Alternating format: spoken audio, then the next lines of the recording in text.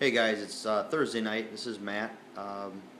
Putting up my fourth video tonight, and had a good day today. Pretty cool day actually. Um, VW Darren put up a video today and actually gave me a shout out. Awesome, really cool. It's like being knighted or something. I think VW Darren. I think he's pretty well respected in the garage, and that's pretty cool to actually watch his video and hear my channel name. Cool, really cool. So I wanted to thank Darren and Andrea for their conversation in the driveway today about and fighting over what my channel name actually is, and trying to figure out where I'm from and all that stuff. And it is Matthew A78, and I am from Wisconsin. So just to clear that up, so everybody knows. So yeah, that was really cool. That like made my day. That was pretty awesome. So I'm in the shop tonight. I got that non-automotive job here actually primed. It's a couple metal trays. They just had some paint chipping or whatever, and they're like inspection trays for a customer I have here in town, and just something that they wanted painted. So pretty quick little job. I just want to make a short video tonight. I actually made an earlier video and wasn't able to post it because apparently it was longer than 15 minutes. So and I'm not able to edit from my iPhone. So I'm just gonna reshoot a quick video with the cliff notes basically. But the Darren thing, that was pretty cool. So definitely had to put that out, and thanks a lot for that. He also gave a shout out to Setajet Johnny. Check out his channel. I don't think his channel is actually called Setajet Johnny.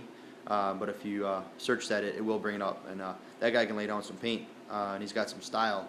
All the videos I've seen, he's rocking to some great music and laying down some clear. That guy, he's got some talent. So if you're out there watching, I subscribe to your channel.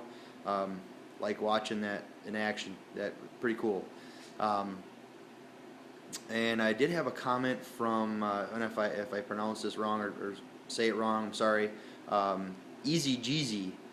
He had a comment on one of my last videos about conflict of interest for me being a body shop manager and being employed by someone else to do so.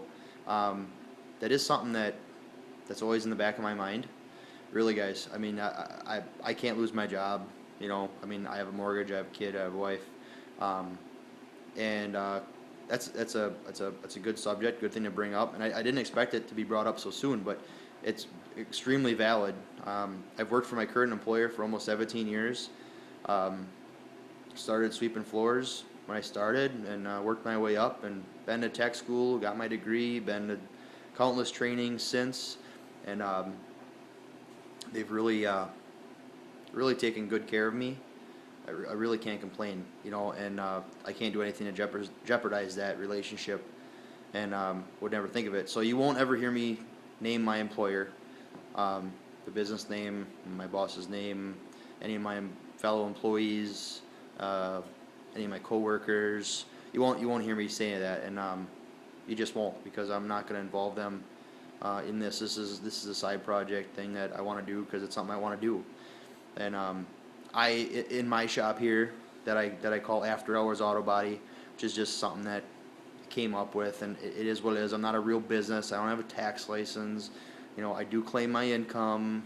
Yeah, if anybody out there is an accountant that's listening, whatever. I don't do insurance work here. I will not take insurance work. I deal with that enough during the day because not only am I, let me readjust here, guys. Sorry about that. Not only am I am the manager of the department, I am the estimator, I am the shop foreman. Luckily, I have two really great guys on the shop floor that I couldn't ask for better guys. They really do a great job, and production-wise, they completely kick butt. Really crank some work out. They make me struggle to keep them busy, which is awesome. But getting back to the conflict of interest thing, my employer knows that this has always been my hobby since the day that he hired me. I've always been tinkering with cars, building cars, restoring stuff. We have an unspoken agreement. I believe we have an unspoken agreement that simply is, if a customer comes to work, looking to have something done, it gets done there. I'm not gonna be the guy that says, "Come on over here, I can do this cheaper for you at home." No, not gonna do that. Just won't. I just can't. I won't. I just can't even do that. Now, if a person approaches me on the street, or in a restaurant or whatever, or is a friend of a friend of a friend, whatever, yeah, absolutely, I'll help you out. Not a problem. I feel that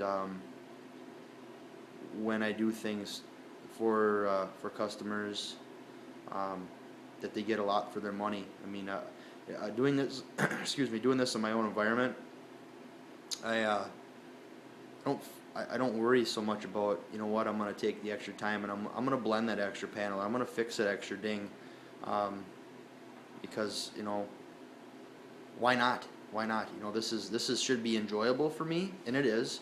And honestly, a lot of the stuff that I fix for myself, I don't really do builders or anything like that. I don't do flippers or anything like that. I have this really just terrible problem where if I see a rusty car, it bothers me. Like, I gotta fix that. I can't drive stuff with rust on it. It drives me crazy. I just can't. I've tried it. It bothers me. It never stays rusty long. Whether, I try not to do a whole lot of stuff on my own, just because, I don't get paid to do that, and this hobby of mine is to pay for my shop, my tools, whatever I want, an extra case of beer in the fridge every once in a while, or a little extra something for the wife once in a while, or for my son, or whatever. It just is supposed to be just, a hobby. It is a hobbyist, and I do have some cheap, lame old business cards made up in there. It says hobbyist right on it, because that's what it is. This isn't my job. This isn't my business. It's what I do for fun and for a little extra spending money. So the conflict of interest thing, it is, but it's not. I don't take work away from the shop. It wouldn't be fair to my employer. It wouldn't be fair to the guys who work for me, who are expecting me to get them hours, so they can get a paycheck at the end of the 2 weeks. I just can't do that. I wouldn't be able to sleep with myself. Yeah, live with myself. So that's kind of the short answer. Well, it's actually a long answer, but yeah, I don't know. I mean, I'm not gonna tell my boss, "Hey, I got a YouTube channel. Go check out my videos." I don't need to create any suspicion or any kind of conflict. I'm not all about that. I don't, less drama in my life, the better. But I do feel that my boss is, a decent enough guy that, as long as he knows and is confident that I'm not taking work from the shop, I don't think it's really a problem. I mean, we don't, for me to take rust work in a environment that I work in now, one, it's really hard to sell a rust repair job at X amount of dollars that we charge per hour, and honestly, for profit reasons, I would rather bang out 10 deer hits a week than take 2 rust jobs a month, because you don't make any money on them. You just don't. They're especially with guys who make flat rate. It's hard to make those guys happy, because they're not making book on those. I mean, it's kind of a time and material thing, and so no conflict of interest thing. No, I'm not snagging work from the shop. We don't really do rust work. Not that we never do rust work. It's just not something that we seek out. We do it when we're slow. Yeah, I mean, shops should do that. You should be taking rust work when you're slow. That's how it is. That's being a good business person. But I don't take insurance work. I won't take it. I don't want it. I don't need it. But thanks for the comments, and thanks for the subscriptions. You guys have really been subscribing. It's really awesome. I look at my comments every night, and I'm really excited every time I see a new one. It's really awesome. And I've been subscribing to you guys' channel too. If you comment on my channel, I'm going to subscribe to your channel. That's just, or if you subscribe to my channel, I'm going to get you right back. So, because I want to know what else is going on out there, and there's a lot of talent out there. It's really awesome to see, and I'm anxious to learn as much as I can. And I'm not here to say I know the best way to do everything, I'm just telling you that there is a way to do things and save some money and still do it right. Um, in this area, I mean, it's Wisconsin. There's salt on the roads 9 months out of the year, the way it seems, and rust, everything rusts. Um, it's not the end of the world. It makes me sick. Knowing that I've been in the business long enough, when I can remember when vehicles are brand new and now to see them with the rockers basically falling off makes me sick. I hate it. I don't know why it's like that. I don't know why the manufacturers can't figure out something better. It drives me crazy to see cars falling apart, trucks falling apart. These trucks that are $30,000-$40,000 brand new, and when they're 10 years old, you can pick them up for $1,500. Huh? Great if you're looking, but you might as well figure on sticking $3,000 in it to put rockers, cab corners, bedsides on it. But anyways, so yeah, that's gonna be my video for the night. I'm still figuring this out, guys. So cut me some slack. You've all been great so far. I am shooting this with an iPhone. I don't know how good these are turning out for you guys. I am gonna be getting some camera equipment. I'm gonna be updating definitely, because I'm not, either I don't know how or I'm not able to edit with this phone.